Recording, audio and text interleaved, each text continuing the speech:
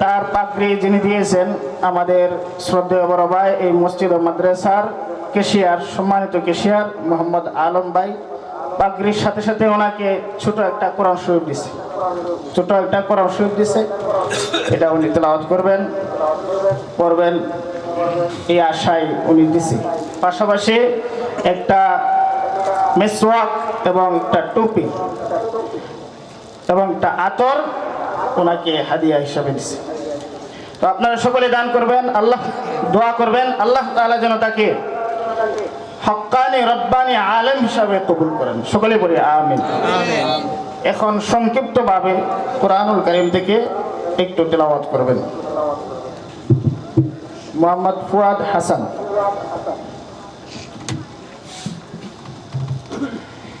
আসসালামু আলাইকুম ওয়া রাহমাতুল্লাহি ওয়া বারাকাতুহু।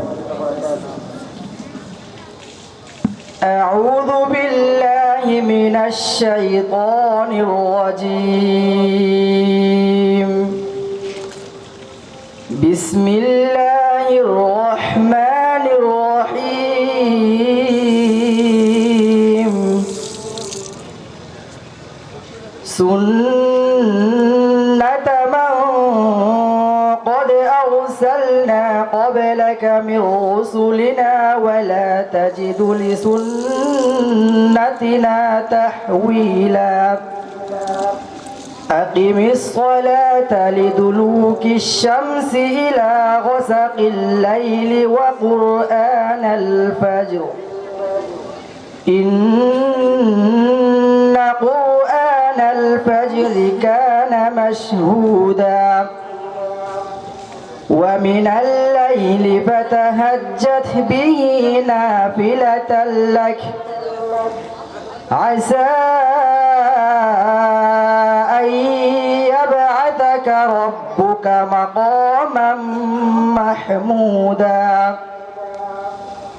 وقل رب أدخلني مدخل صدق وأخرجني مخرج صدق واجعل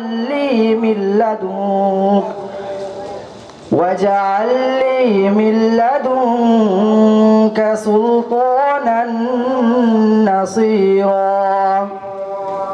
وقل جاء الحق وزهق الباطل إن الباطل كان زهوقا. صدقت يا رب العالمين. السلام عليكم ورحمة الله وبركاته. মাশাআল্লাহ মাশাআল্লাহ, বারাকাল্লাহু ফি হায়াতিহি ওয়া ফি ইলমিহি। আমরা সকলেই তার জন্য দোয়া করব আল্লাহ তাআলা যেন তাকে দ্বীনের একজন রাহবার হিসেবে কবুল করেন। আমরা ছাত্রর পাশাপাশি তার অভিভাবককেও হাদিয়া প্রদানের একটা চেষ্টা করেছি। মাদ্রাসার পক্ষ থেকে মোটামুটি মূল্যবানের একটা জায়নামাজ ওনার আব্বার জন্য আমরা হাদিয়া স্বরূপ এনেছি। তার আব্বা উপস্থিত নাই, এই জন্য এটা প্রকাশ করলাম না। এই মুহূর্তে আপনাদের সামনে পবিত্র কোরআন ও হাদিসের আলোকে গুরুত্বপূর্ণ তাকরীর পেশ করবেন আজকের এই মাহফিলের মধ্যমণি প্রধান আলোচক আলহাজ হযরত মাওলানা মীর সোহাইব আনসারী সাহেব দামাত বরকাতুহুম, ঢাকা। আমি হযরতের মূল্যবান তাকরীর পেশ করার জন্য ইন্তিজামিয়া কমিটির পক্ষ থেকে সবিনয় অনুরোধ করছি। পাশাপাশি যারা বাহিরে আছেন মেহেরবানি করে আমরা একটু ভেতরে চলে আসি। আমরা ভেতরে চলে আসলে মাঠের পরিবেশটা ভালো লাগবে, সুন্দর দেখা যাবে। অতএব আমরা সৌন্দর্যতা রক্ষার্থে যারা বাহিরে ঘোরাফেরা করতেছি মেহেরবানি করে আমরা ভেতরে চলে আসি।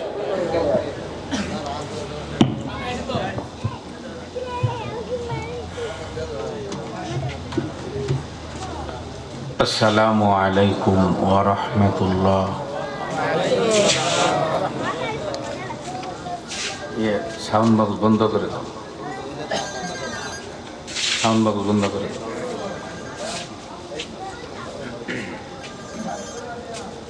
আলহামদুলিল্লাহ আলহামদুলিল্লাহি নাহমাদুহু ওয়া নাস্তাঈনুহু ونستغفره ونؤمن به ونتوكل عليه ونعوذ بالله من شرور أنفسنا ومن سيئات أعمالنا من يهد الله فلا مضل له ومن يضلله فلا هادي له ونشهد أن لا إله إلا الله وحده لا شريك له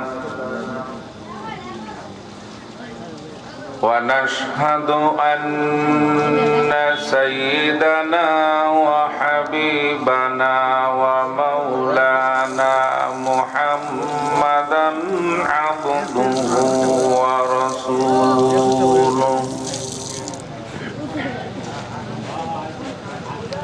الذي أرسله بالحق بشيرا ونذيرا وداعيا إلى الله بإذنه وسراجا منيرا فقد قال الله تعالى في كلامه المجيد وفي فرقانه الحميد أعوذ بالله من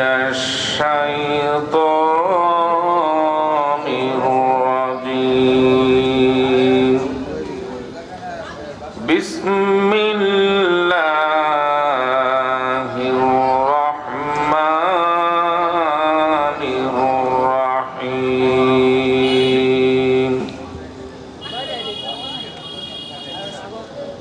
للرجال نصيب مما ترك الوالدان والأقربون وللنساء نصيب مما ترك الوالدان والأقربون مما كل منه أو كثور نصيبا مفروضا إن الله وملائكته يصلون على النبي يا أيها الذين آمنوا صلوا عليه وسلموا تسليما اللهم صل على محمد সবাই পড়ি اللهم صل على محمد وعلى آل محمد كما صليت على إبراهيم وعلى آل إبراهيم إنك حميد مجيد اللهم بارك على محمد وعلى آل محمد كما باركت على إبراهيم وعلى آل إبراهيم إنك حميد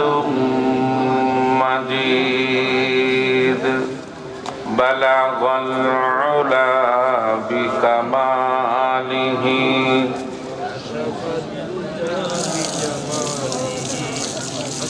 حسنت جميع خصاله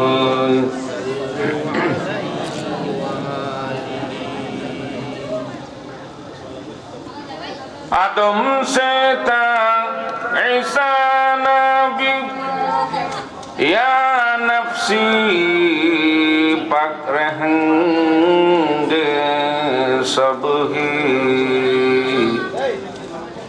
मोहम्मद मुस्तफा भूलेंगे या उम्मती या صاحب حشر بلغ العلا بكماله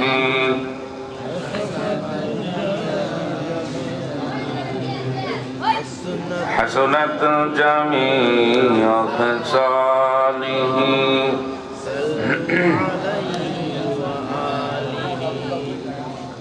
হবির বাড়ির মধ্যপাড়া মসজিদে কুবা ও মদিনাতুল উলুম মাদ্রাসার উদ্যোগে পঞ্চম বার্ষিক ইসলামী সম্মেলনের সম্মানিত সভাপতি, সহসভাপতি, উপস্থিত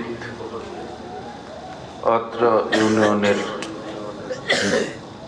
সম্মানিত ইউনিয়ন চেয়ারম্যান পদপ্রার্থী, আমার মোহব্বতের ভাই জনাব খলিলুর রহমান ভাই, উপস্থিত শ্রদ্ধেয় মুরব্বিয়ান, ছোট বড় সমবয়সী ভাই ও বন্ধুরা, আড়ালে মা ও বোনেরা, মহান আল্লাহ পাক রব্বুল আলামিনের দরবারে শুকর জানাই যে আল্লাহ তাবারক তাআলা কোরআনুল কারীম ও হাদিস শরীফ থেকে দুটি কথা শোনার জন্য সুযোগ করে দিলেন, সময় করে দিলেন। সে আল্লাহ পাকের দরবারে প্রাণ খুলে শুকর জানাই আলহামদুলিল্লাহ। আল্লাহ পাকের শেষ মেহেরবানি, দুনিয়াবি যাবতীয় সমস্ত কাজকর্ম থেকে ফারেক করে আমাদেরকে বাছাই করে পছন্দ করে এই মাহফিলে উপস্থিত করলেন। সেই জন্য আবারও শুকর জানাই আলহামদুলিল্লাহ। আল্লাহ রাব্বুল আলামিন আমার জবান থেকে পবিত্র কোরআনুল কারীম ও হাদিস শরীফে এমন কিছু হক কথা, আমলের কথা, ইমানের কথা, দুনিয়া ও আখিরাতের কল্যাণের কথাগুলো বাহির করে দেন, যে কথা এই মজলিসে আলোচনা হলে আমলের জন্য, দুনিয়া ও আখিরাতের কল্যাণের জন্য উপকার হবে। সেই সব কথাগুলো আমার জবান দিয়ে আল্লাহ বাহির করে দেন, বলি আমিন। সম্মানিত মুসল্লিয়ান, আজ যে বিষয় নিয়ে আমরা কথা বলবো তা হচ্ছে কিয়ামতের মাঠে সবচেয়ে দামি কে হবেন আল্লাহ পাকের দরবারে, এবং আল্লাহ রাব্বুল আলামিন যে আমলের প্রতি পরিলক্ষিত হবেন বিশেষভাবে, যে আমল নিয়ে আল্লাহর দরবারে দাঁড়ালে তার কাছ থেকে আল্লাহ হিসাব নেবেন না, সেই আমল সম্পর্কে আজকে আমরা আলোচনা নিয়ে আসবো ইনশাআল্লাহ। কোরআন হাদিসের এই হক কথাগুলো শুনে মৃত্যু পর্যন্ত আমল করতে পারি, সেই তৌফিক আল্লাহ আমাদের দান করুন, আমিন। সম্মানিত মুসল্লিয়ান, কোরআনুল কারীম আল্লাহ ঘোষণা করেন, ইল্লা মান আতাল্লাহ বিকলবিন সালিম, যে ব্যক্তি বিশুদ্ধ অন্তঃকরণ নিয়ে আল্লাহ পাকের দরবারে কিয়ামতের ময়দানে দাঁড়াবে, সে ব্যক্তি কামিয়াব। সে হোক দিনমজুর, হোক সে রিক্সা চালক, হোক সে ভ্যান চালক, যে ব্যক্তি সালিম অন্তর নিয়ে, বিশুদ্ধ অন্তঃকরণ নিয়ে আল্লাহর দরবারে দাঁড়াবে, আল্লাহ তাআলা তার প্রতি সন্তুষ্ট হয়ে জান্নাতের সার্টিফিকেট ধরিয়ে দিবে। এখন বিশুদ্ধ অন্তঃকরণে এই দুনিয়াতে আমার কি করণীয়? তাহলে বিশুদ্ধ অন্তঃকরণ হবে, এটা আমার জরুরি দরকার না জানা? সম্মানিত মুসলিয়ান, কোরআনুল কারিমে 114টি সূরা, একটা সূরা আছে সূরাতুল লুকমান। শুনেছেন সূরা লুকমান? এই লুকমান তার নামে একটি সূরা নাজিল করেছেন আল্লাহ। সে কোনো নবীও না, রাসূলও না, একটা আবেদ, একজন বুজুর্গ ব্যক্তি, আল্লাহওয়ালা, তার নামে আল্লাহ সূরা নাজিল করেছেন। শুধু তাই না, এই ব্যক্তিকে আল্লাহ এত সম্মান দিয়েছেন যা তার ছেলেকে উপদেশ দিয়েছিলেন এই লুকমান। এই উপদেশগুলি এত পছন্দনীয় আল্লাহর দরবারে যা আল্লাহ কোরআনুল কারিমে এই উপদেশগুলি উঠিয়ে দিয়েছে। সে নবী না, রাসূলও না, কিন্তু তার কথাগুলো আল্লাহ কোরআনে উঠিয়ে দিয়েছে। সেই লুকমান আজকে যে আমরা আলোচনা টুকুন করব, হোক সে অল্প সংখ্যক লোক, আল্লাহ যাদেরকে কবুল করেছেন তারাই আসতে পেরেছেন, ঠিক না? আমি আবার ওরকম না যে লোক ওয়াজ হবে না, কিছু বলে দোয়া করে দিব না, আল্লাহ তাওয়াক্কুল।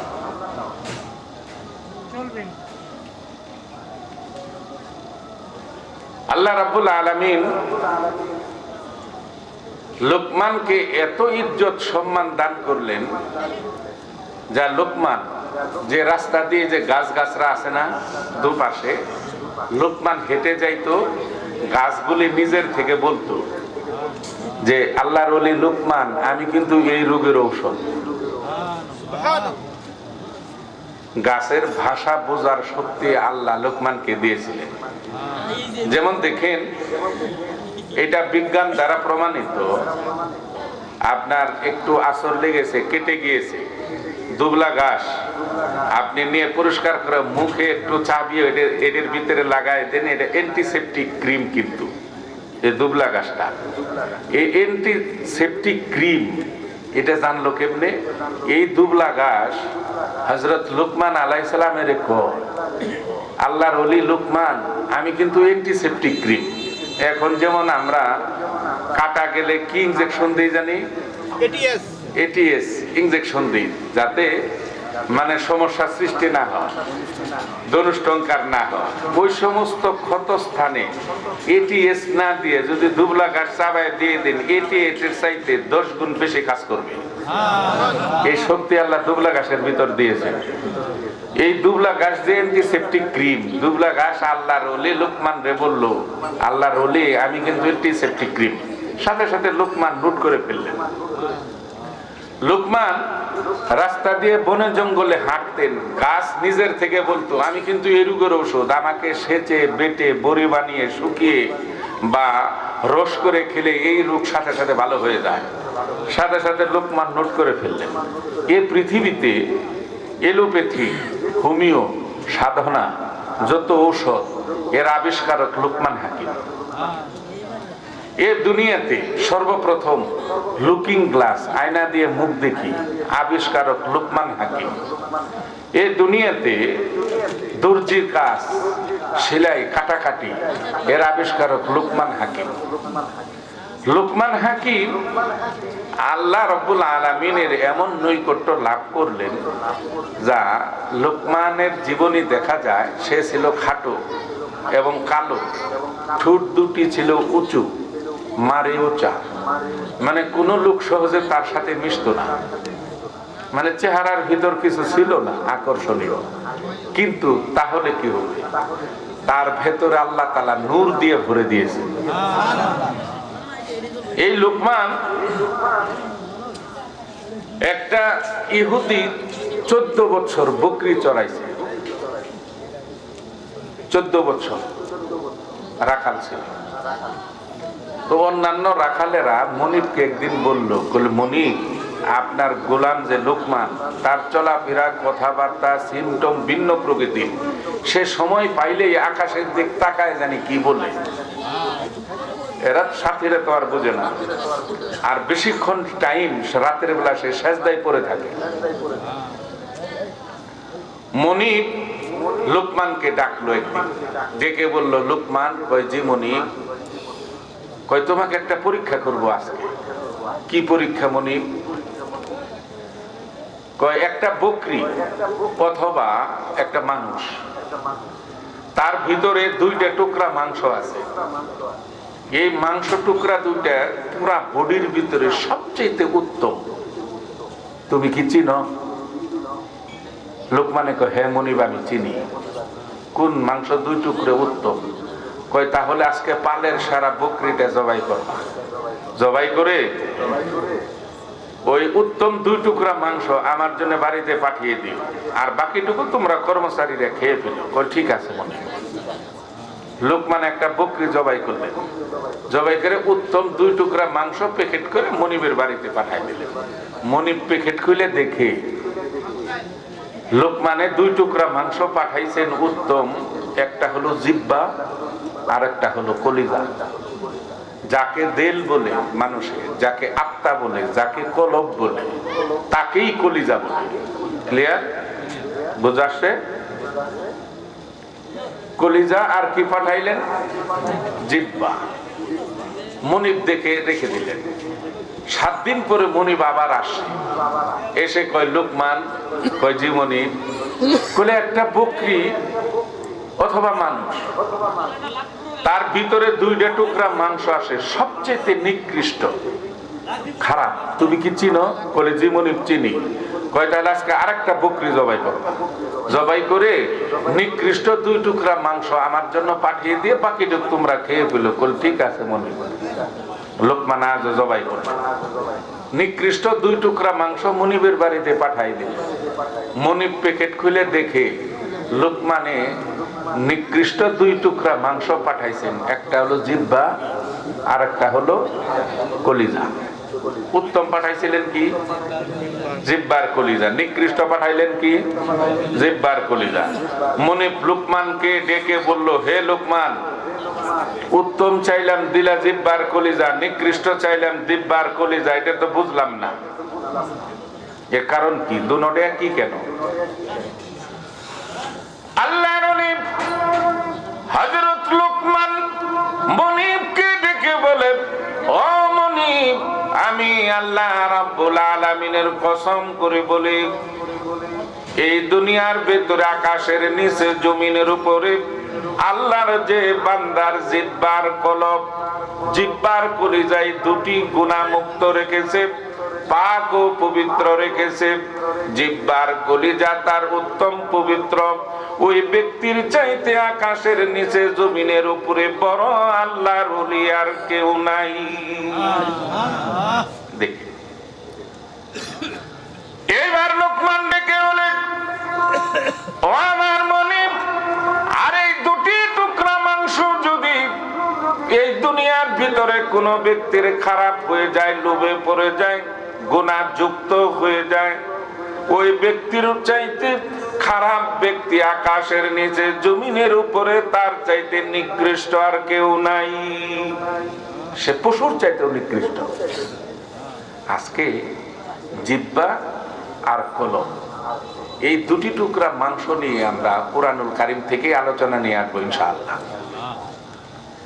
এই দুটি পবিত্র হলে কি হয় আর অপবিত্র হলে কি হয়? সম্মানিত মুসল্লিয়ান, জিহ্বা, আপনি হক হালাল ভাবে এই দুনিয়াতে জীবন যাপন করলে এই জিহ্বার চাহিদা আপনি পূরণ করতে পারবেন না। ঠিক?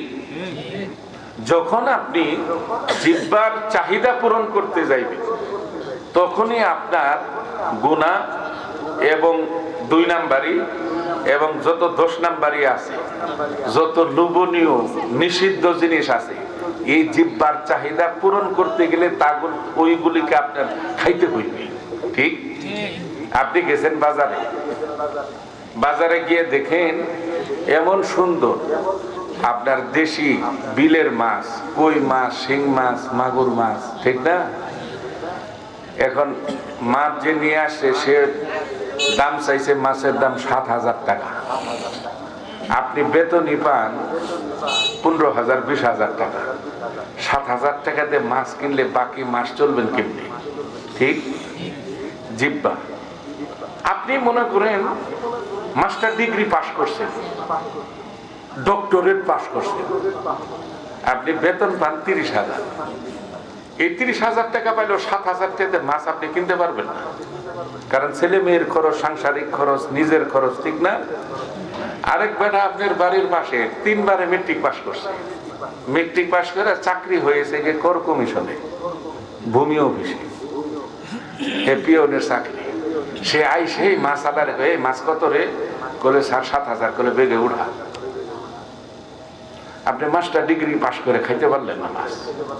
3 বারে মেট্রিক পাস করে চোখের সামনে নিয়ে গেল। তার কারণ হলো সে সারাদিনে গোবর খায় 10-15 হাজার কামাইছে, আর আপনি তো 30 দিনে পান 30,000 শতক টাকা। ওই পিয়নটাই তো কালকে গেলে আবার ওর 10,000 ইনকাম। তার মনে করেন টাকার কোনো মায়া মমতা নাই। আপনি ইচ্ছে করলে আপনিও কিনতে পারতেন। আপনি যদি আঙ্গুলটা ঘুরাইতেন, আপনিও যদি খারাপ পথে যাইতেন, তার সাথে তো ব্রেন আপনার কম না, আপনি কিনতে পারতেন। কিন্তু আপনার কথা হলো কি, আমি না খেয়ে মৃত্যুবরণ করব, তবু হারাম এই মুখ দিয়ে ঢোকাবো না। ঠিক? আপনার আবেগ হলো এটা। যখন আপনি এটা মনে মনে বললেন, আল্লাহ আমি না খেয়ে মৃত্যুবরণ করব, তবু হারামটাকে আমি স্পর্শ করব না, মাছের দিক তাকায় রইলেন, সাথে সাথে আল্লাহ কোরআনে কয়, বান্দারে ফালাহুম আজরুহুম ইনদা রাব্বিহিম, তুই চিন্তা করিস না, তোর পুরস্কারে আমি আল্লাহর কাছে রিজার্ভ রইল। তুই মৃত্যুবরণ করবি, তোর কবরটাকে আমি জান্নাতের নিয়ামত দিয়ে ভরে দিব। আজকে তুই আফসোস করলি, তবুও খারাপ পথ অবলম্বন করলি না, আমি তোর কবরটাকে নিয়ামত দিয়ে ভরে দিব। আর যে ব্যক্তি হারাম উপার্জন করে চোখের সামনেতে মাছটি নিয়ে গেল, তার সম্পর্কে আল্লাহ রাব্বুল আলামিন কয়, সুম্মা জাআলনা লাহু জাহান্নাম ইয়াসলাহা মাযমুমান মাদহুরা। আল্লাহ কয় তার জন্য জাহান্নাম নির্ধারিত, এবং সে কিয়ামতের মাঠে উত্থিত হবে। ইয়াসলাহা মাযমুমান মাদহুরা, সে অপমানিত, ঘৃণিত, লাঞ্ছিত হয়ে হাসরের মাঠে উঠবে, আর তুমি উঠবা সম্মানিত হয়ে। পার্থক্য এই দুটি। এখন এই জিহ্বা সংযত রাখার উপায় কি? আমি তো ভালো থাকতে চাই, কিন্তু সিস্টেম তো জানি না। ঠিক? আমি যে কথাগুলি আজকে আলোচনা করব, মনোযোগ সহকারে শুনলে উপকার হবে। আল্লাহ রাব্বুল আলামিন বলেন, ইয়া আইয়ুহাল্লাযীনা আমানু লা ইয়াসখার কওমুম মিন কওম আসা আন ইয়াকুনু খায়রাম মিনহুম ওয়ালা নিসাউম মিন নিসাইন আসা আন ইয়াকুননা খায়রাম মিনহুন। আল কোরআন। আল্লাহ রাব্বুল আলামিন কয়, ইয়া আইয়ুহাল্লাযীনা আমানু, হে ঈমানদারগণ। ঈমানদার কাকে বলে? যারা কালেমা পড়েছে, লা ইলাহা ইল্লাল্লাহু মুহাম্মাদুর রাসূলুল্লাহ সাল্লাল্লাহু আলাইহি সাল্লাম। এই কালেমা তো সবাই পড়েছি। এই কালেমা পড়লেই কিন্তু আপনার সবকিছু না, এটা আমি প্রথম স্টেজ। আমি যে শিরক কুফর বাদ দিয়া এক আল্লাহর প্রতি ঈমান আনয়ন করলাম, এটার দলিল হইল এইটা, তাকওয়ার কালেমা পড়লাম। কিন্তু কালেমার পরে করণীয় কি? এটা হলো আমল। বুঝা আসছে? কালেমা আল্লাহ রাব্বুল আলামিন বলতেছেন, ইয়া আইয়ুহাল্লাযীনা আমানু, হে ঈমানদারগণ, তুমি যদি ঈমান এনে থাকো, আখিরাতকে বিশ্বাস করো, কোরআনকে বিশ্বাস করো, আমার রাসূলকে বিশ্বাস করো, তাহলে তোমার ঈমান আনার পরে তোমার করণীয় হলো এই জিহ্বা, এই মুখ দিয়ে তুমি কখনো মিথ্যা বলতে পারবে না। মিথ্যা বলা হারাম ঘোষণা করেছে। যে মুখ দিয়ে কালেমা পড়েছ, এই মুখ দিয়ে মিথ্যা বলা নিষেধ করেছেন কে? আল্লাহ। আপনি আর বলতে পারবেন না। আপনি যে মুখ দিয়ে কালেমা পড়েছেন, এই মুখ দিয়ে আর কারো গীবত শেখায়েত আপনি কোনোদিন করতে পারবেন না। নিষেধ করেছেন কে? আল্লাহ। যে মুখ দিয়ে কালেমা পড়েছেন, ঈমান এনেছেন, এই মুখ দিয়ে একটা গালি কাউকে দিতে পারবেন না। আল্লাহ হারাম ঘোষণা করে দিয়েছেন। কে করেছেন? আল্লাহ। আল্লাহ রাব্বুল আলামিন বলেন, ঈমান আনার পরে তোমার করণীয় কাজ হচ্ছে এই জিহ্বা, এই মুখকে তোমার পবিত্র রাখার জন্য আল্লাহ ট্রিটমেন্ট দিচ্ছেন যে লা ইয়াসখারু কওমুম মিন কওম। তুমি একজন পুরুষ, অপর কোন পুরুষের সমালোচনা এই মুখ দিয়ে করবা না। আল্লাহ কোরআনে নিষেধ করে দিয়েছেন। নিষেধ করেছেন কে? আল্লাহ। কেন করবা না? আসা আইয়াকুনু খায়রাম মিনহুম। আল্লাহ বলতেছেন তুমি যে পুরুষটার সমালোচনা করলা তারাও গোচরে, সম্ভবত তোমার চেয়ে ওই পুরুষটা আমি আল্লাহর কাছে প্রিয়। তাহলে তুমি মিথ্যাবাদী হয়ে গেলা। আর মিথ্যাবাদীর দোয়া ইবাদত আল্লাহর দরবারে কবুল হয় না, সে যেই হোক। মহিলাদেরকে আল্লাহ বলতেছেন ওয়ালা নিসাউম মিন নিসাইন। ও মহিলা, তুমি একজন মহিলা হয়ে অপর কোন মহিলার সমালোচনা করবে না। কেন করবে না? আসা আইয়াকুন্না খায়রাম মিনহুন্না। সম্ভবত তোমার চাইতে ওই মেয়েটা আমি আল্লাহর কাছে প্রিয়। তাহলে তুমি মিথ্যাবাদী হয়ে গেলা। ঠিক? এবং আল্লাহ আরো বলতেছেন এই আয়াতে কারিমা, ওয়ালা তালমিজু আনফুসাকুম।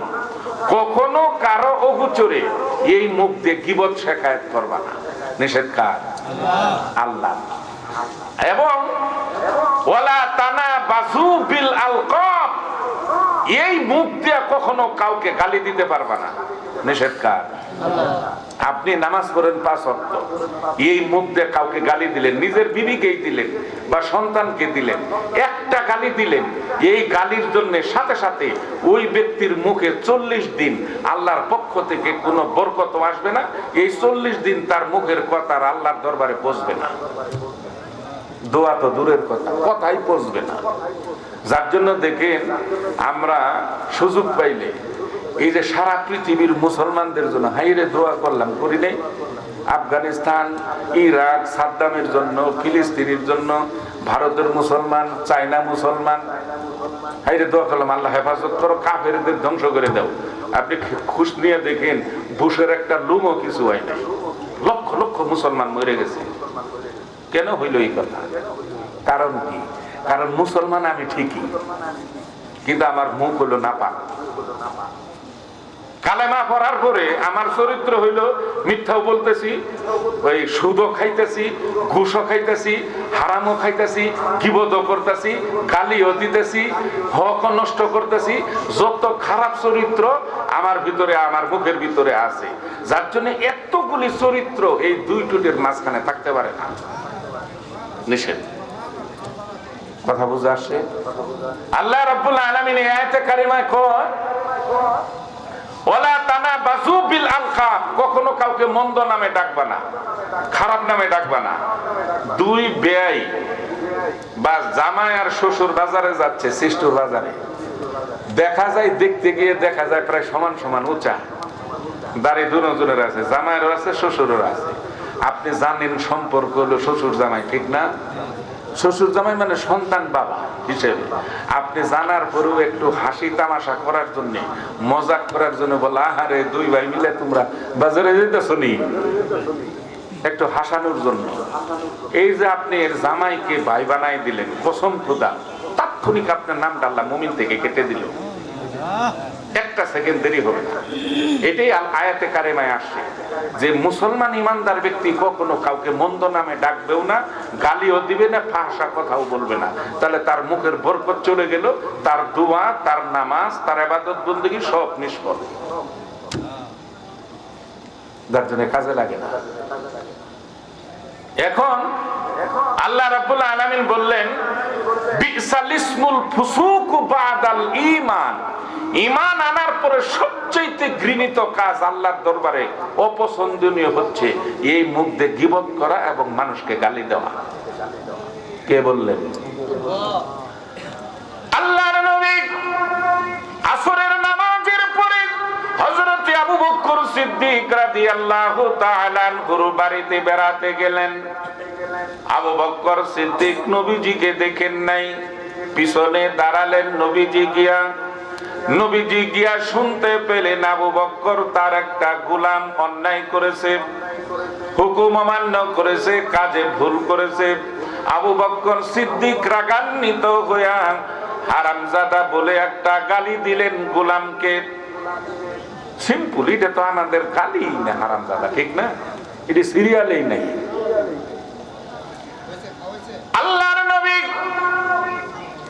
এই কথা শোনার সাথে সাথে নবীজি পেছন থেকে ঘোষণা করলেন, হে আবু বকর, ফাকালা লাআনিনা ওয়া সিদ্দিকিনা কাল্লা ওয়া রাব্বিল কাবা। হে আবু বকর, একই ব্যক্তি সিদ্দিকিন এবং গালিদাতা হতে পারে না। তুমি এই মুখ দিয়ে আল্লাহর কালামও পড়বে, আবার এই মুখ দিয়ে তুমি কাউকে গালিও দিবা। দুটি চরিত্রে একটা ব্যক্তি থাকতে পারে না। নয় তুমি সিদ্দিকিন হও, তা না হয় তুমি গালিদাতা হও। কোনটা হবা? সাথে সাথে আবু বকর সিদ্দিক তওবা করে সেজদায় পড়ে আল্লাহর কাছে ক্ষমা চাইলেন, আর ওয়াদা করলেন, আল্লাহ মৃত্যু পর্যন্ত এই মুখ দিয়ে আমি গালি দিব না। এবং হারামজাদা একটা গালির কাফারা স্বরূপ ওই গোলামটাকে আজাদ করে দিলেন।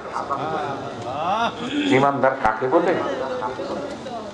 আল্লাহ কয়, ওমাল্লাম ইয়াতুব ফাউলাইকা হুমুজ জালিমুন। তুমি যদি ফেরত না আসো এই আচরণ থেকে, তওবা না করো, তাহলে তুমি জালেমদের অন্তর্ভুক্ত হয়ে যাইবা, যদিও তুমি নামাজি। শর্ত লাগাইছে এইটা। পরবর্তী আয়াতে আল্লাহ বলতেছেন, আল্লাহ রাব্বুল আলামিন বলেন, ইয়া আইয়ুহাল্লাযীনা আমানু জতানিবু কাসীরাম মিনাজ-যন ইন্না বা'দাজ-যন্নি ইস ওয়া লা তাজাসসু ওয়া লা ইয়াগতাব বা'দুকুম বা'দা। আল কোরআন। আল্লাহ কয়, ইয়া আইয়ুহাল্লাযীনা আমানু, হে বিশ্বাসীগণ, ঈমানদারগণ, যদি তুমি ঈমান এনে থাকো, আমি আল্লাহকে বিশ্বাস করে থাকো, আমার রাসূলকে, কোরআনকে, ফেরেশতাকে, আখিরাতকে, তাহলে ইজতানিবু কাসীরাম মিনাজ জন্নি, কখনো অনুমান আন্তাজ করে কোনো কথা বলবা না। নিষেধ কার? বলেন তো, এবার এই ভালুকা থানা থেকে পার হবে এমপিতে? এখন কইবেন না কেন? কিন্তু মিটিং মিছিলে তো নিশ্চিত পার হয়ে যাবো বাচ্চু ভাই। আর নাহলে জামাতে ইসলাম নিশ্চিত চলে যাব। নিশ্চিত, নিশ্চিত মানে কি? মানে এর কোনো হেরফের নাই। আপনি তো বললেন, আল্লাহ কয় ইজতানিবু কাসীরাম মিনাজ জন্নি, কখনো অনুমান আন্তাজ করে কোনো কথা বলবা না। কেমন? এই যে ধান বাইরেছে, একটা গোলার ভিতরে এক লোকে আপনাকে বলো, এই ভাই বলো তো এখানে কতগুলি ধান হবে? আপনি বলে ফেললেন, বলে কমপক্ষে 10 মণ ধান হবে, কমপক্ষে। আসলে মেপে দেখা গেল 9.5 মণ। 9.5 মণ দান হইলো। এই যে আধা মণ কম হলো, আপনি বলছেন কমপক্ষে 10 মণ দান হবে, তাহলে আল্লাহর দরবারে আপনার নামটা মিথ্যাবাদী হিসেবে লেখা হয়ে গেল। আর এই যে পিছনে যা আমল করছিলেন 40 দিন, সাথে সাথে 40 দিনের যা নেক কামাইছিলেন, সব নেক বরবাদ আধা মণ দানের জন্য। হিসাব করে দেখছেন? আল্লাহ কয় ইজতানিবু কাসীরাম মিনাজ জন্নি, কোন মুমিন কখনো অনুমান আন্তাজ করে কথা বলবে না। কেন বলবে না? ইন্না বা'দাজ জন্নি ইসমুন, অনুমান আন্তাজ করে কথা বলা পাপ। যে সম্পর্কে তোমার কোনো জ্ঞান নাই, এই সম্পর্কে তুমি কথা বলো না। বলে হুজুর, কারো কাছে যদি শুনি এই কথাটা, তাইলে এটা একটা প্রশ্ন আছে না? দেখি আল্লাহরে জিজ্ঞেস, কেউ যদি আমার কাছে আইসে বলে, তাহলে ওই কথাটা আমি বিশ্বাস করব কিনা দেখি। আল্লাহ রাব্বুল আলামিন বলেন, ইয়া আইয়ুহাল্লাযীনা আমানু ইন জাআকুম ফাসিকুম বিনাবাইন ফাতাবায়ানু আন তুসিবু কওমান বিজাহালাতিন ফাতুসবিহু আলা মা ফাআলতুম নাদিমিন। আল্লাহ কয়, কোন ফাসিক ব্যক্তি কোন মিথ্যাবাদী ব্যক্তি তোমার কাছে একটা সংবাদ বললো আইসা, কথা মনোযোগ সহকারে শুনবেন। আল্লাহ কয় কোন ফাসেক ব্যক্তি, কোন মুনাফিক ব্যক্তি, কোন মিথ্যাবাদী ব্যক্তি, কোন সুদখোর ব্যক্তি, কোন ঘুষখোর ব্যক্তি যে আল্লাহ এবং আল্লাহর রাসূলের তরিকা মানে না, বা নাম মুসলমান কিন্তু কার কর্মকাণ্ডে রাসূলের সুন্নত আদর্শ নাই তার ভিতরে, সে নামাজও পড়ে না, সে একটা মিথ্যাবাদী, এমন লোক এসে তোমার কানে কানে কারো সম্পর্কে যদি কিছু কয়, তাহলে তার কথা তোমরা বিশ্বাস করো না। কে নিষেধ করছেন? তার কারণ হলো সে আল্লাহর বিশাল একটা হুকুম, এর প্রতি সে কাফেল, তোমারে আবার সে হক হালাল কি বুঝবে? বলে তার কথা বিশ্বাস করে তুমি একটা ভালো মানুষ সম্পর্কে মন্তব্য করো না। হুকুম কার? আল্লাহ। আমরা আসলে কোরআন পড়ি না, বুঝি না, যার জন্য আমাদের ঈমানটাও মজবুত হয় না। আল্লাহ রাব্বুল আলামিন আয়াতে কারিমে এটাই বললেন, ইজতানিবু কাসীরাম মিনাজ জন্নি, কখনো অনুমান আন্তাজ করে কোনো কথাও বলবা না। ইন্না বা'দা জন্নি ইসমুন, অনুমান আন্তাজ করে কথা বলা পাপ। আর এই আয়াতে কারিমায় আল্লাহ বলতেছেন ওয়ালা তাজাসসু, কখনো কারো গোপনীয় বিষয়গুলি নিয়ে তুমি খাই যাবা না। নিষেধ কার? এই যে খলিল ভাই সম্মানিত ব্যক্তি, এই যে আমার ভাই মোস্তফা ভাই, হাজী মোস্তফা ভাই, সে আমার সাথে হজও করছে, কয়েকবার উমরাও করছে। আচ্ছা, সম্মানিত ব্যক্তি না? আপনি করলেন কি, খলিল ভাই একটা কাজ ভুল করে ফেলছে, হতেই পারে মানুষ। এই যে আমি কথা বলতেছি কোরআন হাদিসের, আমি কিন্তু আরবের খেজুর না, আমারও ভুল ত্রুটি হতে পারে, হতে পারে না? বা এমন ত্রুটি আমার আছে জীবনে যেগুলো আপনারা জানলে আমার আর চেয়ারে বসতে দিবেন না, থাকতে পারে, ঠিক? আল্লাহ রাব্বুল আলামিন কয় ওয়ালা তাজাসসু, কখনো কোনো ব্যক্তির, সম্মানিত ব্যক্তি তুমি দোষ ত্রুটি নিয়ে খাই যাবা না, সন্ধান করবা না। কেন করবা না জানো? তার কারণ হলো সে একটু সম্মানিত ব্যক্তি, সে একটা দোষ করে ফেলেছে, তার দোষটা তুমি দেখেও কারো কাছে বললা না, বললে সে সমাজে অসম্মানিত হতো। বলে এই যে তুমি গোপন রাখলা ভিতরে, ওয়ালা একটা বা'দুকুম বা'দা, আমি তোমার আখিরাতে এমন বড় বড় 13টি দোষ গোপন রাখবো, যে 13টার থেকে একটার বিচার করলে জাহান্নাম হয়ে যাবে তোমার, এমন বড় বড় 13টি দোষের আমি বিচার করব না, গোপন রাখবো। আল কোরআন। দেখছেন আল্লাহর দেওয়া, আল্লাহর ওয়াদা কত বড়। আল্লাহ কয় তুমি যদি আমার একটা সম্মানিত ব্যক্তির দোষ গোপন রাখো, আমি তোমার 13টা গোপন রাখবো, এটার বিচার করবো না কিয়ামতের দিন। এখন কোনটা ভালো আমার জন্য, প্রকাশ করে দেওয়া না গোপন রাখা? এটা কি মন থেকে কইলে, নাকি শোনার সাথে সাথে সৃষ্টির বাজারে গিয়ে মাইক লাগবে না ছড়াই দিবেন? আল্লাহ রাব্বুল আলামিন বলেন আইয়ুহিব্বু আহাদুকুম আইয়াকুলা লাহমা আখিহি মাইতান ফাকারিহতুমু। আল্লাহ রাব্বুল আলামিন বলেন তোমরা কি ভালোবাসো তোমাদের মৃত ভাইয়ের মাংস চাবিয়ে চাবিয়ে ছিঁড়ে ছিঁড়ে খেতে? কি আমরা ভালোবাসি? আল্লাহ কয় এর চাইতেও জঘন্য কালেমা পড়ার পরে এই মুখ দিয়ে কেউ যদি গীবত করে আর দুষ্ত্রুটি নিয়ে আলোচনা করে আর গালি দেয়, বলে মৃত ভাইয়ের মাংস খাবার চাইতেও নিকৃষ্ট কাজ এটা, তখন তার আর মুমিনত্ব থাকে না। আল কুরআন। এবার আল্লাহ রাব্বুল আলামিন বলেন আমি তোমার জবানটা পবিত্র রেখেছি, তোমার মুখটা আমি নাপাকি করি নাই। কেমন করে শোনো, মার পেটের ভিতরে তুমি যখন আগমন করলে, প্রথম মাস তুমি যখন মার পেটে আসলে, আমি আল্লাহ রাব্বুল আলামিন তোমার মায়ের মাসিক বন্ধ করে দিলাম। ঠিক না? বলে মায়ের মাসিক বন্ধ করে দিলাম। কেন দিলাম? আল্লাহ রাব্বুল আলামিন বলেন মার পেটের ভিতরে খাদ্য যোগাবে সন্তানকে বড় করার জন্য। তামাম পৃথিবীতে এমন কোন ডাক্তার, কবিরাজ, বিজ্ঞানী জন্ম নেই নাই মার পেটের ভিতরে খাদ্য যোগাবে, কিন্তু আমি আল্লাহ রাব্বুল আলামিন জুগিয়েছি। আল্লাহ রাব্বুল আলামিন বলে কেমন করে খাদ্য দিলাম শুনো। আমি আল্লাহ রাব্বুল আলামিন তুমি তোমার মার পেটের ভিতরে আসা করার সাথে সাথে মায়ের মাসিক বন্ধ করে দিয়ে মার নাভির সাথে সন্তানের নাভির সাথে একটা তার ফিট করে দিলাম, ঠিক না? একটা তার ফিট করে দিলাম। মায়ের প্রতি মাসের নাপাকি রক্তটা ওই তার দিয়া সন্তানের পেটে যেত। আল্লাহ কয় ওই নাপাকি রক্তটা দিয়া সন্তানকে মার পেটের ভেতরে আমি আল্লাহ তিল তিল করে বড় করেছি। আল্লাহ রাব্বুল আলামিন বলেন, আমি আল্লাহ নাভি দিয়া না দিয়া মুখ দিয়া খাওয়াতে পারতাম এই রক্তটা। কি আল্লাহ পারতেন না? বলে আমি আল্লাহ মুখ দিয়ে খাওয়াতে পারতাম, কিন্তু কেন মুখ দিয়ে দিলাম না, নাভি দিয়ে দিলাম? শুনো, নাপাকি রক্তটা যদি মুখ দিয়ে প্রবেশ করাতাম মুখটা তোমার নাপাকি হয়ে যেত।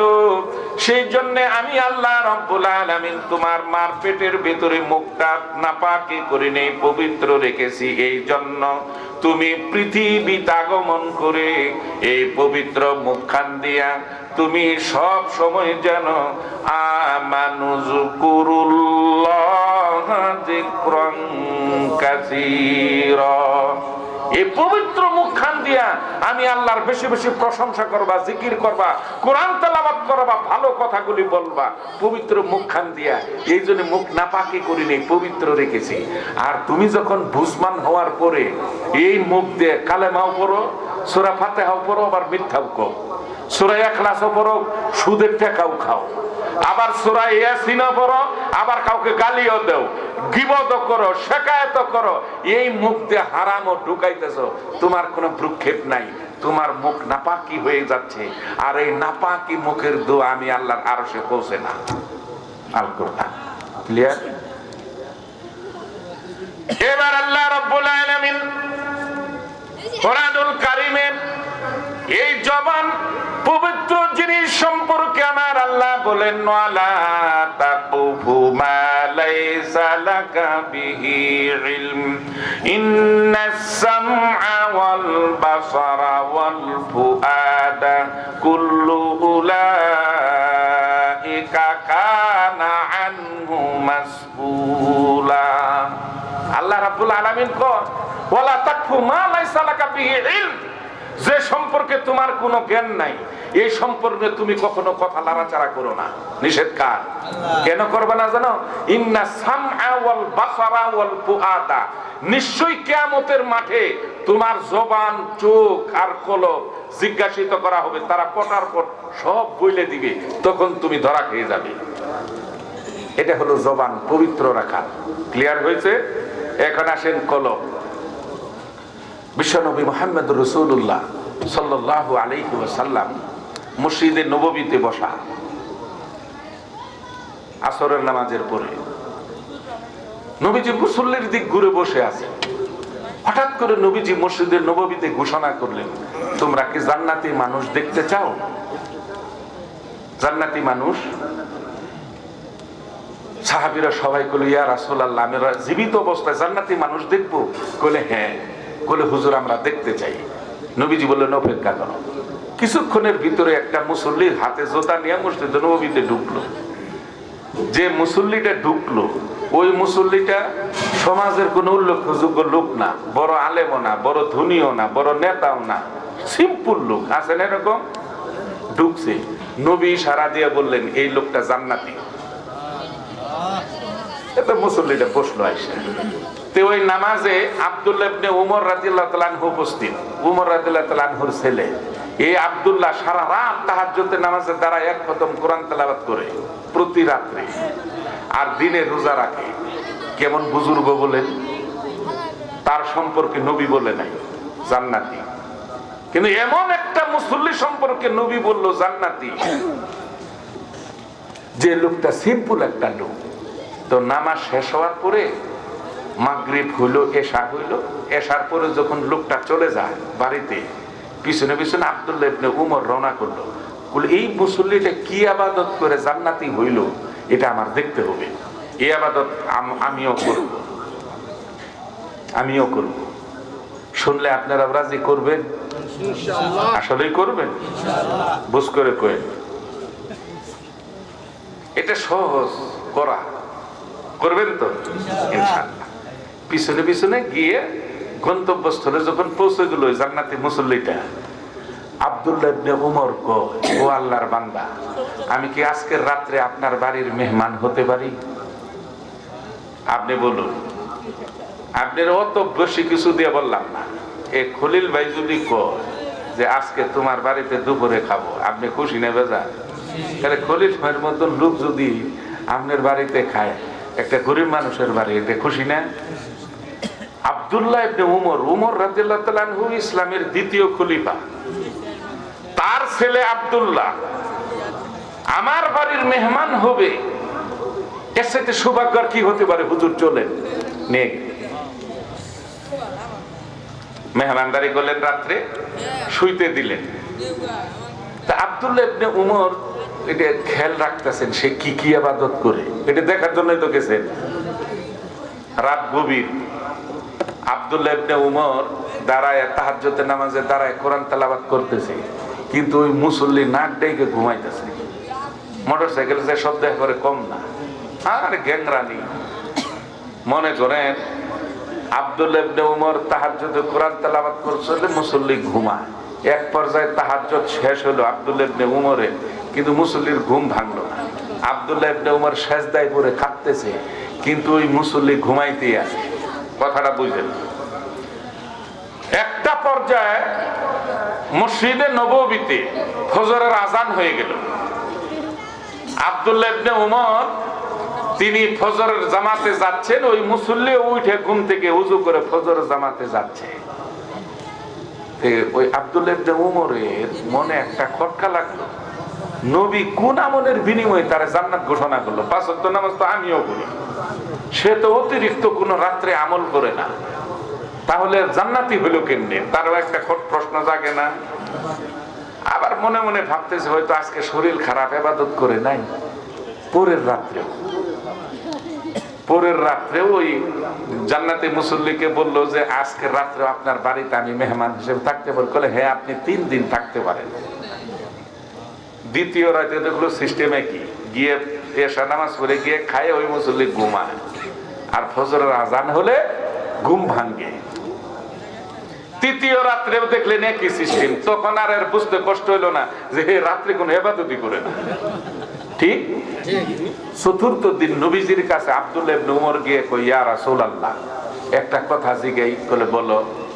বলে আপনি যাকে জান্নাতি ঘোষণা করছেন, আমি তো 3টি রাত্রি তার বাড়িতে ছিলাম হুজুর, তাকে তো অতিরিক্ত কোনো ইবাদত করতে দেখলাম না। কোরআন তেলাওয়াত না, তাহাজ্জুদের নামাজ না, নফল রোজা না, কান্নাকাটি না, দুরূদ শরীফ তাসবিহ তাহলিল কিচ্ছু পড়তে দেখলাম না,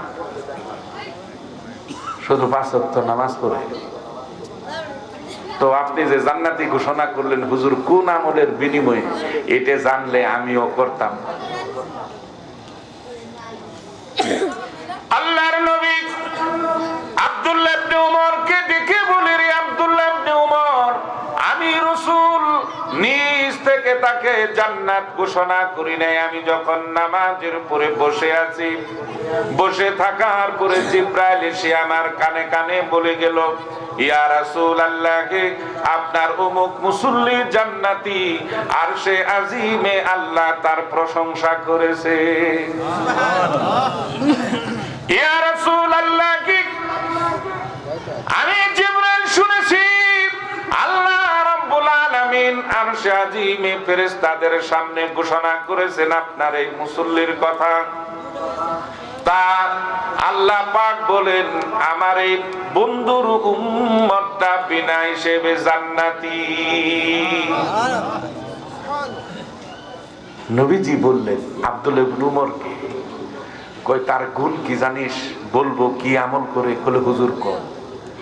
কলে তার দিলটা পরিষ্কার, ভিতর পরিষ্কার, তার কলব, যে এই যে কলিজা, দিল, আত্মা, কলব, কলে এইটা তার হলো সাদা মন। তার দিলের ভিতরে কোনো সিটারি নাই, বাটপারি নাই, 2 নাম্বারি নাই, মিথ্যা নাই, গীবত নাই, শেকায়েত নাই। তার হাত পা জবান, এই এলাকার লোকজন তার হাত পা জবান থেকে নিরাপদ, কোনো ক্ষতির আশঙ্কা নাই। যার জন্য আল্লাহ তাআলা তাকে জীবিত অবস্থায় জান্নাত ঘোষণা করছে। এখন আপনি বুঝ করে দিন যে কেমন ব্যক্তি। শুধু তাই না, আল্লাহর নবী মসজিদে নববীতে এশার নামাজের পরে ঘোষণা করলেন তাবুকের যুদ্ধের জন্য রাত্রের বেলায় সাহাবীদের মুজাহিদদের প্রস্তুতি নিতে বললেন। সাহাবীরা প্রস্তুতি গ্রহণ করলেন। ফজরের নামাজের ইমামতি বিশ্ব নবী নবী মুহাম্মদুর রাসূলুল্লাহ সাল্লাল্লাহু আলাইহি ওয়াসাল্লাম ইমামতি করলেন। ফজরের মুসল্লিদের সামনে নবীজি দাঁড়ায় বললেন, মুজাহিদদেরকে উদ্দেশ্য করে বলেন, তোমরা প্রত্যেকের বাড়িতে গিয়া বিবি বাল বাচ্চা বাবা মা যদি জীবিত থাকে প্রত্যেকের কাছ থেকে বিদায় নিয়ে আসো। হয়ে যেতে পারে জীবনের কারোর জন্য এটা শেষ বিদায়, ঠিক শহীদ হতে পারো। সবাই চলে গেল। মসজিদে নববীতে থাকলো তিনজন, বিশ্বনবী, হযরতে যায়েদ আর হযরতে আনাস রাদিয়াল্লাহু আনহু। হযরতে যায়েদ কয়, ইয়া রাসূলুল্লাহ, আপনি তো আমার বাবা, পালিত পুত্র ছিল না, বলে আপনি আমার বাবা, ঘরে আছে আমার মা আয়েশা, আপনি আমাকে বিদায় দিন, আমার যাওয়ার প্রয়োজন নাই। নবীজি বললেন, ঠিক আছে। হযরতে আনাস কয়, ইয়া রাসূলুল্লাহ, দীর্ঘদিন যাবত আপনার খেদমতে আছি, আপনি আপনার অভিভাবক, আপনি আমাকে বিদায় দিন, দেই হবে। নবীজি বিদায় দিলেন। থাকলো বিশ্বনবী আর দুইজন সাহাবী, আর সবাই চলে গেল বিদায় আনার জন্য। আল্লাহর নবী মিম্বারে গিয়ে মুসল্লা ঢুকলেন। নবীজি সিজদায় চলে গেলেন।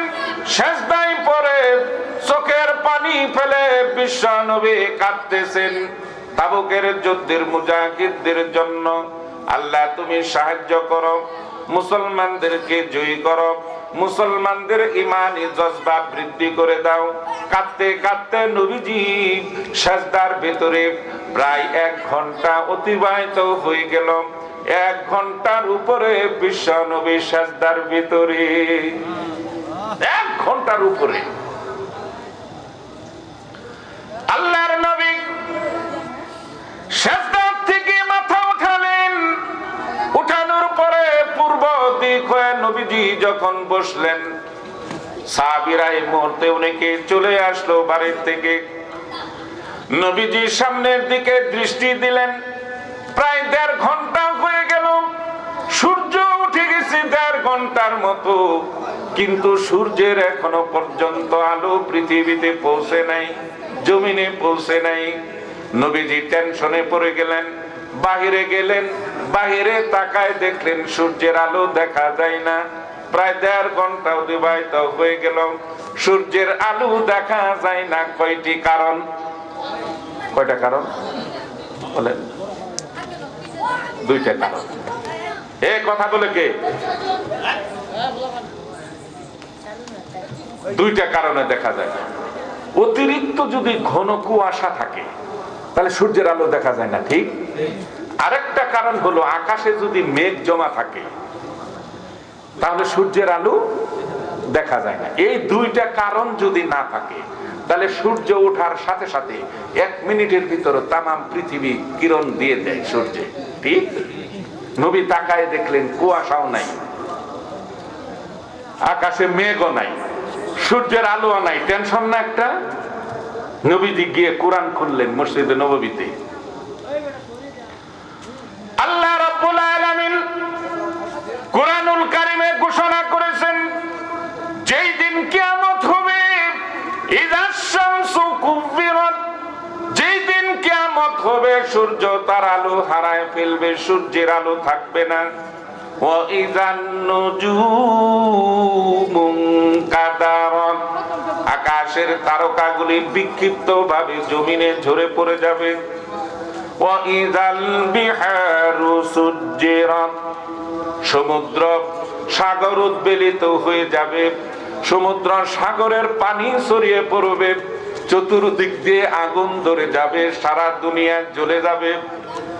আল্লাহ রাব্বুল আলামিন বলেন, ওয়া ইযাল জিবালু সুইরাত, আর পাহাড়গুলি চলমান হয়ে যাবে, পাহাড়গুলি দৌড়াতে থাকবে। আল্লাহ রাব্বুল আলামিন বলেন, কাল্লা ইযা দুক্কাতিল আরদু দাক্কান দাক্কা, আমি আকাশ এবং পাহাড়কে একটা ধাক্কা দিব, সাথে সাথে তামাম দুনিয়া, আকাশ এবং জমিন, চন্দ্র সূর্য সহ সমস্ত কিছু তুলার মতো দুনিয়া উড়তে থাকবে। সেদিন কিয়ামত। আল্লাহর নবী এই কোরআনের এই আয়াতগুলি পড়ে নবীজি পাগলের মতো হয়ে মসজিদে নববীতে ঘোষণা করলেন, হয়ে যেতে পারে কিছুক্ষণের ভিতরে কিয়ামত, তোমরা তাড়াতাড়ি সাজদায় চলে যাও সবাই। তার কারণে সূর্যের আলো নাই, কিয়ামত হয়ে যাবে।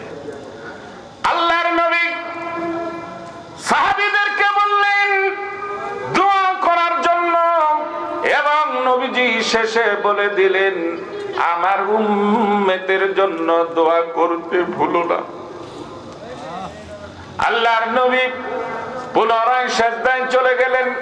কিয়ামত হয়ে যাবে ভেবে নবীজি সিজদার ভেতরে কাঁদতেছেন। কিছুক্ষণের ভেতরে হযরতে জিবরাইল মসজিদে নববীতে নবীজির সিজদারত অবস্থায় এসে উপস্থিত। হযরতে জিবরাইল কানে কানে বললেন, ইয়া রাসূলুল্লাহ, আর কাঁদবেন না, আল্লাহ রাব্বুল আলামিনের আরশ কাঁপতেছে। আল্লাহর নবী গো সিজদা থেকে মাথা উঠান। নবীজি সিজদা থেকে যখন মাথা উত্তোলন করলেন, নবীজি প্রশ্ন করলেন, জিবরাইল, তুমি কি কিয়ামতের সংবাদ নিয়ে এসেছো? আর কতক্ষণ পরে কিয়ামত হবে বলো, কয় ঘন্টা বাকি কিয়ামতের? হযরতে জিবরাইল বিশ্ব নবীকে বললেন, ইয়া রাসূলুল্লাহ, কিয়ামত বহু দূর, আমি কিয়ামতের সংবাদ নিয়ে আসি নাই, কিয়ামত বহু দূরে। নবীজি বললেন, তাহলে সূর্যের আলো কোথায় গেল? জিবরাইল কয়, ইয়া রাসূলুল্লাহ, এই সংবাদ নিয়ে আমি জিবরাইল আপনার সামনে হাজির। সূর্যের আলো কই গেল এই সংবাদ নিয়ে আমি আসছি, আপনি টেনশন করেন না, কিয়ামত বহু দূর। নবীজি আশ্বস্ত হলেন। জিবরাইলকে বললেন, বলো সূর্যের আলো কই গেল, কেন সূর্যের আলো দিল না আজকে? হযরতে জিবরাইল কয়, হুজুর, আপনার কাছে আজকে আমি দুটি সংবাদ নিয়ে আসি। এই বাচ্চা চুপ, চুপ থাকো।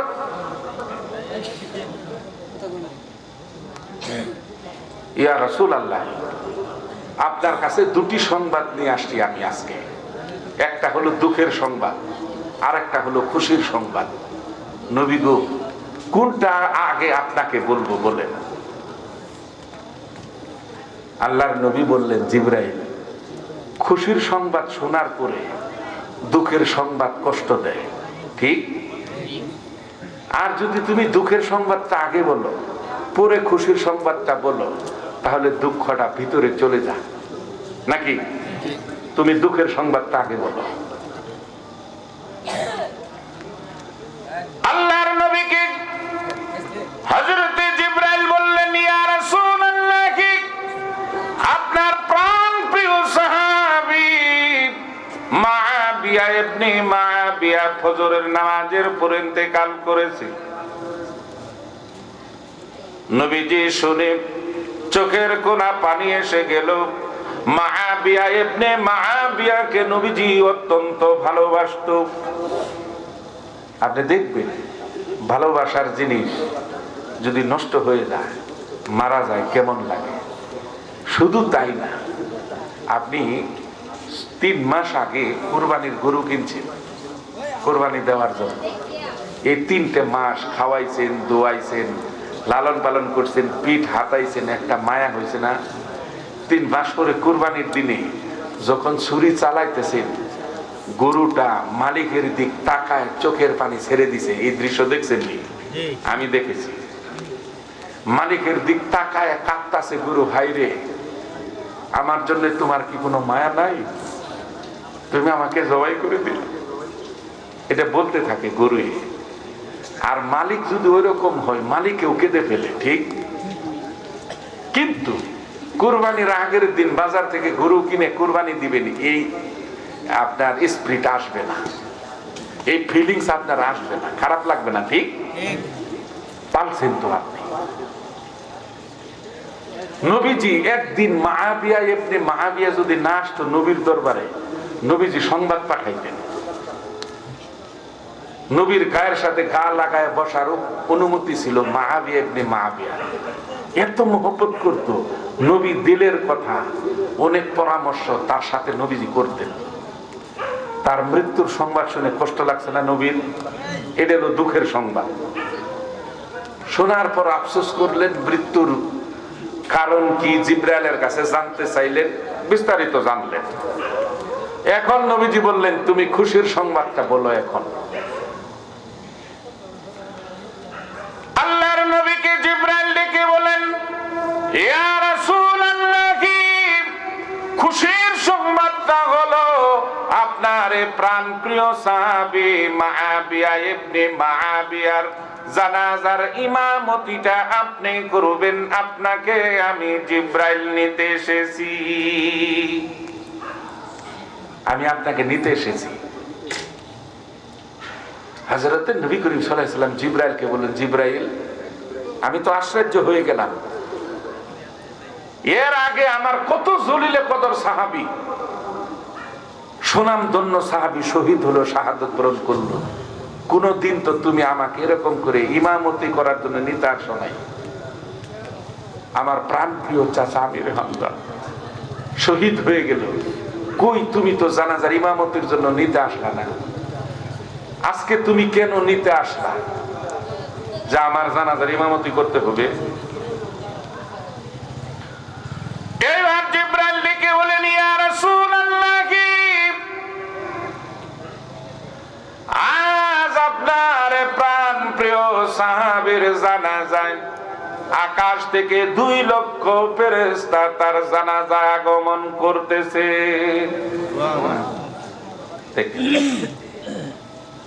আল্লাহ বলে দিয়েছেন, ইয়া রাসূলুল্লাহ, আল্লাহ বলে দিয়েছেন আজকে এই 5 মিনিট বল, হ্যাঁ শেষ করে দিব। আল্লাহ বলে দিয়েছেন আজকে যেহেতু আকাশ থেকে 2 লক্ষ ফেরেশতা যাচ্ছে তার জানাজা, আমার বন্ধুকে ছাড়াই জানাজার ইমামতি আর কাউকে মানাবে না। নবীজি বললেন, জিবরাইল, তার সাথে সূর্যের আলোর কি সম্পর্ক?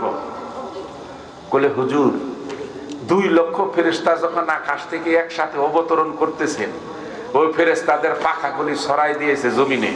এই পাখার ছায়াতে সূর্যের আলো লুকিয়েছে, লজ্জা পেয়েছে। নবীজি বললেন, আমার এই সাহাবী এমন কি আমল করেছে দুনিয়াতে যার জন্য আকাশ থেকে 2 লক্ষ ফেরেশতা আসলো? জিবরাইল, তুমিও আসলা আর আমাকে ইমামতির জন্য নিতে আসছো, এমন কি গুণ আমার ওই সাহাবীর? হযরতে জিবরাইল বলে, হুজুর, গুণ হলো আপনার এই সাহাবীর, বলবো কেউ? বলে, আপনার এই সাহাবীর গুণ হলো তার ভিতর পরিষ্কার। ওয়াজে তো লাগে, ভিতর পরিষ্কার। এই কলবটা যে, এই কলবের ভিতরে তার কোনো দাগ নাই, 2 নাম্বারি নাই, সিটারি নাই, বাটপারি নাই, গুনাহ নাই, মুনাফিকি নাই, এবং হারাম ভক্ষণ করে না, হারাম পছন্দ করে না, সে মুখ দিয়ে ফাঁসা কথাও বলে না, এবং তার এই গোশতের টুকরাটা সাদা, জবান আর কলব, এই 2টা তার গুনাহমুক্ত, গুনাহযুক্ত না, গুনাহমুক্ত। যার জন্য আল্লাহ রাব্বুল আলামিন ঘোষণা দিয়েছেন যে আপনার মুআবিয়া ইবনে মুআবিয়াকে কবরে শোয়ানোর সাথে সাথে তার লাশটা যেন আমরা জান্নাতে পৌঁছাই দেই। কে বুঝলেন? কি আমলের বিনিময়? আল্লাহ নামাজের কথা কয় নাই, রোজার কথা কয় নাই, হজের কথা কয় নাই, যাকাতের কথা কয় নাই, কিচ্ছু না। আবার এইগুলো ছাড়া আবার কলব পরিষ্কার হবে না, এটা আবার বুঝ করে নিয়ে। এইগুলো ছাড়া আবার কলব পরিষ্কার হবে না। এই কলব, এই ভিতরটা যদি আপনার ভালো থাকে, যার জন্য আল্লাহ কিয়ামতের মাঠে সবচাইতে দামি বান্দা আমার, যে বান্দাটা বিনা হিসেবে জান্নাতে যাবে, তার গুণ হলো ইল্লা মান আতাল্লাহা বিকলবিন সালিম। যে ব্যক্তি বিশুদ্ধ অন্তঃকরণ, পবিত্র অন্তর নিয়ে আর জবান নিয়ে আমি আল্লাহর দরবারে দাঁড়াবে, ওই ব্যক্তি হোক দিনমজুর হোক বাদশা, ওই ব্যক্তি জান্নাতি এবং কামিয়াব। বুঝে আসছে? সম্মানিত মুসল্লিয়ান, রাত অনেক হয়ে গেছে, আসলে 12:15। এই যে মসজিদ, মাদ্রাসা, এই উন্নয়ন করবে মাহফিল। আসলে আমার উপস্থিতি তো কম, ঠিক না? কিন্তু কম হলে কি হবে, এর ভিতরে যদি আল্লাহ বরকত দেয় আর আপনারা যদি সহযোগিতা করেন, এটাই বিশাল কিছু হয়ে যাবে, ঠিক না? এটাই বিশাল কিছু হয়ে যাবে। আল্লাহর সন্তুষ্টির জন্য, কাউকে দেখানোর জন্য না, ভিন্ন কোনো উদ্দেশ্য না, একমাত্র উদ্দেশ্য হবে কার? আল্লাহর সন্তুষ্টি। কোরআনে আল্লাহ বলে দিয়েছেন, কুল হাল নুনাব্বিউকুম বিল আকসারিনা আমালা। বলে, ও নবী, আমি কি আপনাকে বলবো না কোন নেক আমলটা সেটা কোনো পুরস্কার কিয়ামতের দিন পাবে না, নিষ্ফল। আল্লাহ রাব্বুল আলামিন প্রশ্ন করলেন নবীকে, এবং আনসার আল্লাহ দিচ্ছেন যে এই সেই নেক আমল, আল্লাযীনা দাল্লা সাইয়ুহুম ফিল হায়াতিদ দুনিয়া ওয়া হুম ইয়াহসাবুনা আন্নাহুম ইউহসিনুনা সুনআ। সম্মানিত মুসলিম, আল্লাহ কোরআনে বলে দিলেন যে দান আমি আল্লাহকে সন্তুষ্টি ব্যতি রেখে তার ভিন্ন কোনো উদ্দেশ্য থাকে ভিতরে, এই দান কিয়ামতের ময়দানে নিষ্ফল, তার কোনো প্রাপ্য পাবে না। আল কোরআন। যার জন্য মনে করেন আল্লাহকে খুশি করার জন্য এই মাদ্রাসা মসজিদে আপনার মুক্ত হস্তে দিল থেকে, দিল খুশি করে আমরা কিছু বলি যে হুজুর আমি 5,000, 10,000, 20,000, 50,000 টাকা মসজিদ মাদ্রাসায় দান করব, আল্লাহ তাআলা যেন আমাকে দুনিয়া এবং আখেরাতে মাফ করে দিন, কল্যাণ দান করেন, আল্লাহ যেন আমার বিপদ মুসিবত থেকে হেফাজত করেন। উদ্দেশ্য কার? সন্তুষ্টির আল্লাহ।